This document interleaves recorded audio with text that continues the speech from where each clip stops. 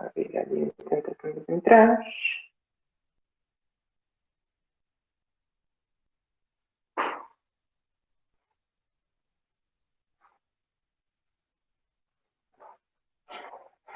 Otra vez. Se supone que le quité, ya tenían el acceso rápido. Pero bueno. Ok. Entonces, estábamos entrando en la pantalla.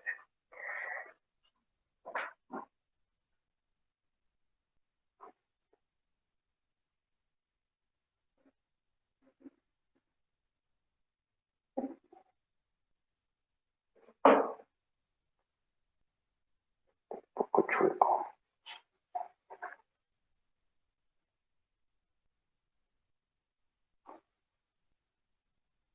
Está chueca. Y está un poco más derecha.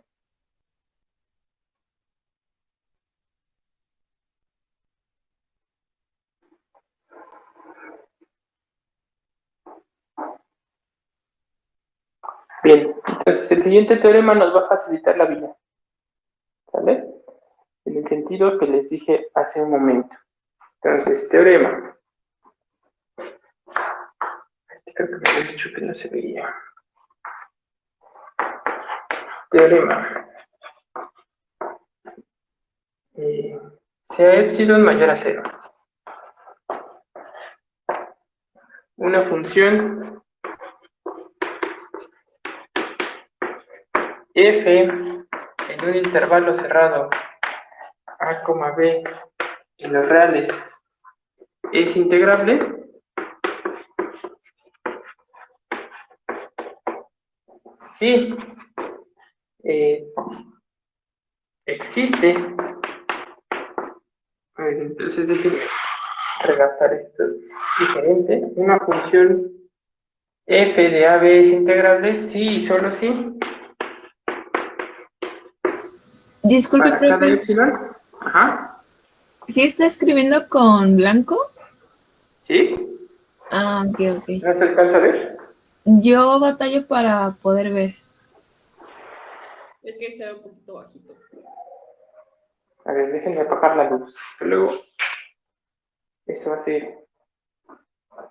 Así que entre un poco la.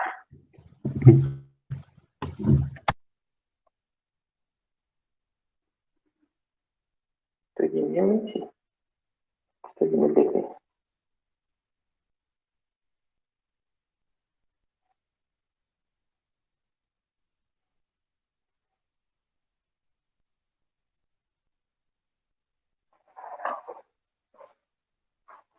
¿Sí se ve o no se ve?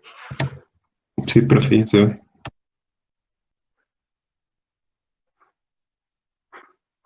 Estos noticias blancos. Estos salieron muy chapas. ¿Quién sabe por qué salieron tan chapas estos? Sí, solo sí, para cada epsilon mayor a 0, existe una partición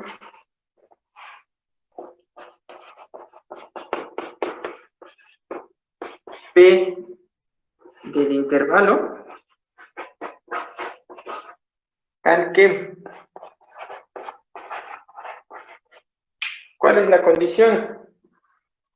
La condición es que la diferencia entre la suma superior de la función f respecto a esa partición menos la suma inferior de la función f respecto a esa partición sea más chiquita que epsilon. ¿Qué es lo que está diciendo este teorema? Es algo bien sencillo. Me está diciendo que la diferencia en que para cada epsilon vamos a poder encontrar una partición tal que la diferencia entre la suma superior, es decir, esas sumitas que se pasaba de lo que quería calcular, y la suma inferior, esa que le faltaba algo para lo que quería calcular, la puedo hacer tan pequeña como yo quiera. ¿Sí? ¿Se acuerdan de mi dibujo de la identidad, no? En el 0,1. Lo que me está diciendo, aquí tengo 1, de forma intuitiva, Y este es algo así como para que se lo imaginen, qué es lo que está pasando cuando una función es integral, ¿no? Dice que para cada epsilon, en este momento, bueno, como tengo un área, una base de 1, pues entonces, ¿estos qué me están midiendo? O sea, ¿qué miden las sumas superiores y las sumas inferiores? ¿Qué estoy sumando? Áreas. Áreas, ¿no? Exacto. Entonces estoy diciendo que la diferencia de estas dos áreas es menor que un numerito. Entonces este numerito lo voy a pensar como si fuera un área también. Entonces lo voy a pensar como si fuera un área. Déjenme ponerlo aquí. Lo vamos a pensar como si fuera un rectángulo, en este caso de base 1, porque estoy de base 1 y altura epsilon. ¿Vale? Entonces tengo mi rectángulo ahí de base 1 por altura epsilon. Entonces esa área es justamente epsilon, ¿no? ¿Sí o no? Entonces lo que quiero hacer es encontrar una partición, ¿vale? De tal forma que la diferencia entre la suma inferior y la suma superior,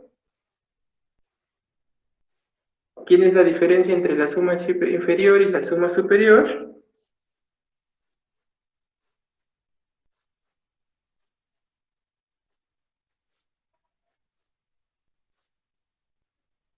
Ya, ¿no?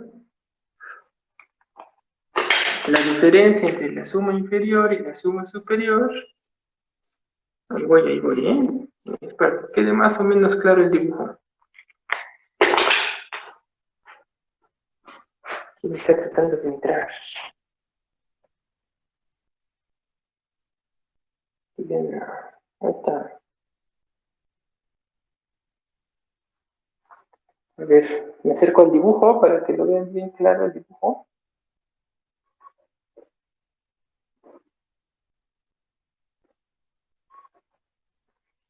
Ahí está el dibujo. ¿Sale? 1 es la suma inferior, ¿no? Con los mínimos, lo azul, ¿sí se alcanza a ver lo azul? Y el otro es la suma superior, lo que está en negro, los supremos, ¿no? Respecto a esta partición. Entonces, la diferencia entre los dos, pues es al negro, al rectángulo negro, quitarle el rectángulo azul. Entonces, la diferencia, pues es justamente esta que está aquí. ¿Sí se ve? Y eso es para todas las sumas superiores y las sumas inferiores. ¿Vale? Entonces tengo un montón ahí de triangulitos, Profe, de rectangulitos. ¿Sí? tengo una duda que a lo mejor es un poco tonta, pero ¿por qué a veces utilizamos, en un inicio habíamos visto lo de, ¿cómo se llama? Lo de las sumas inferiores con lower y las sumas superiores con upper en el... ¿Por qué a veces las intercambiamos? Por ejemplo, Así que cambiamos. ayer que vimos Supremo, que vimos Ajá. Supremo y abrimos corchetes, pusimos la L.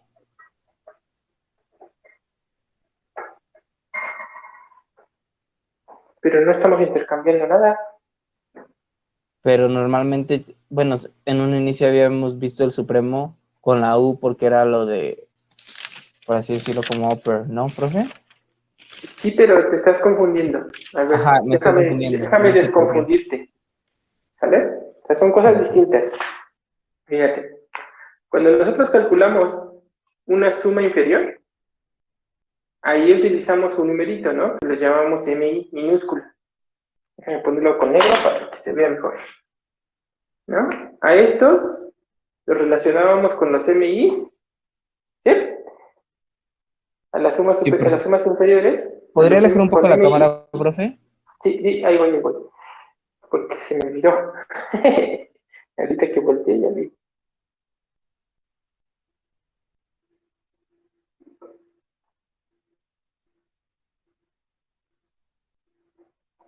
Ahí está, ¿no? A estos los relacionamos con los MIs, que serían los que están de abajo.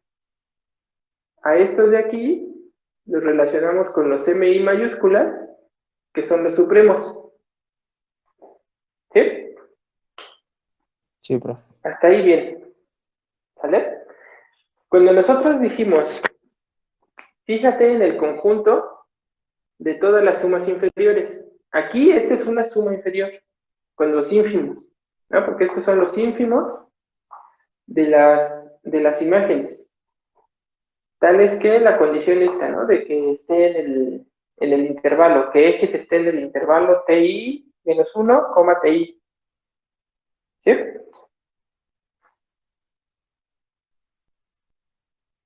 Más esperen, Sí, profe. porque es que están tratando de entrar alguien.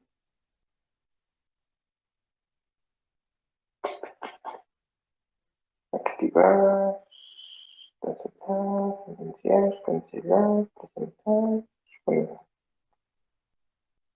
no hay más opciones de información. Ok, no hay nada. Ok, entonces este es el ínfimo. Es el ínfimo de las imágenes.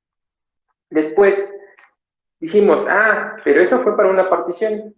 Entonces ahora lo que tienes que hacer es coleccionar todas las particiones y calcular todas las sumas inferiores, y eso lo coleccionas en otro conjunto.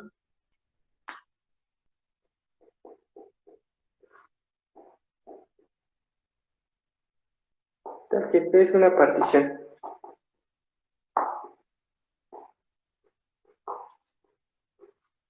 ¿Sale? Entonces, vamos al principio. Para cada partición yo construyo una suma inferior. Esa suma inferior está relacionada por medio de un ínfimo. Ese ínfimo son sobre las imágenes. Entonces, para cada partición yo puedo construir esta suma inferior. ¿Sí? Y ahí es donde utilizamos el ínfimo. ¿Bien ahí? Sí, profe. Después, como eso lo puede ser para toda partición, pues entonces colecciona todas esas sumas inferiores. Este es otro conjunto, fíjate que son conjuntos distintos. Aquí este es un numerito, ¿sí? Y ese numerito depende de este número. Donde este número depende de este conjunto y de este ínfimo. ¿Vale? Después coleccionas todas las sumas inferiores y nosotros dijimos, entre más buena sea la partición, es decir, vimos un teorema que decía, si tenemos dos particiones y una es un refinamiento de la otra, este numerito crece, ¿no? Si tenemos una partición y esa partición es un refinamiento, entonces la suma calculada, la suma inferior, crece, se hace más grande que la partición original. ¿Sí? Entonces, con eso dijimos, bueno, pues estas sumas inferiores están acotadas. O sea, este conjunto que está aquí está acotado. Y dijimos, ¿por qué está acotado? Pues está acotado porque cualquier suma superior es más grande que cualquier suma inferior. ¿Sale?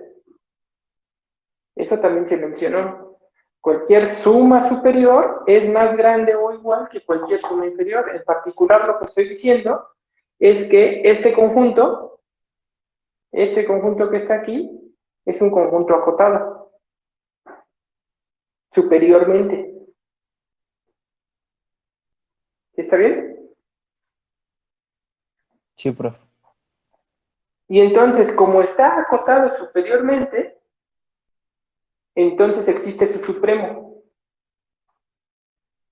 Para este conjunto existe el supremo. Entonces, fíjate, aquí estoy utilizando el supremo, acá estoy utilizando el ínfimo. El ínfimo lo usé para construir la suma inferior.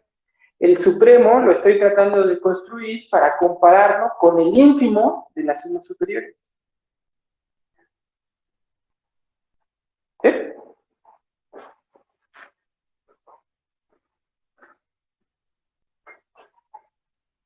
Disculpe, ¿Sigues profe, confundiendo? ¿podría repetir Sí. eso último que dijo, por favor?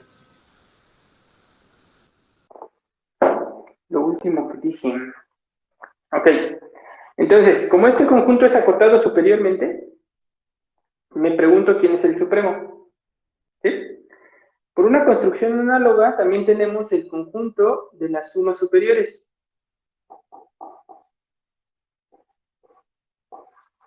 Tal que P es una partición de AB. ¿Sale? Tenemos estas dos. Tenemos las sumas superiores y las sumas inferiores.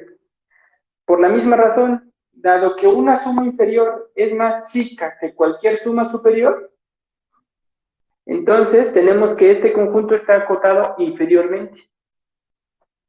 Y si está acotado inferiormente, puedo preguntar por el ínfimo. Entonces, fíjense que tengo dos conjuntos, dos números. Uno que va creciendo, ¿no? El numerito el supremo, que me indica porque las sumas van creciendo y están acotadas, y el otro es que las sumas superiores van decreciendo y también están acotadas. Entonces tenemos dos numeritos importantes.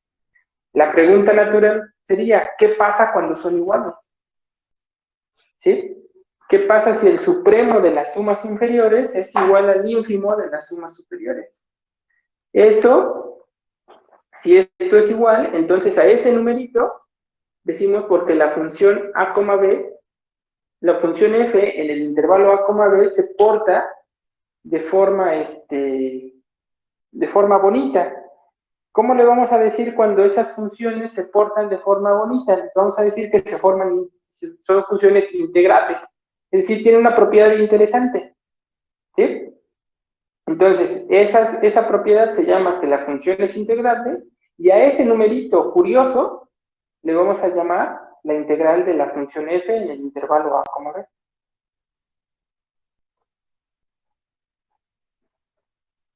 ¿Sí?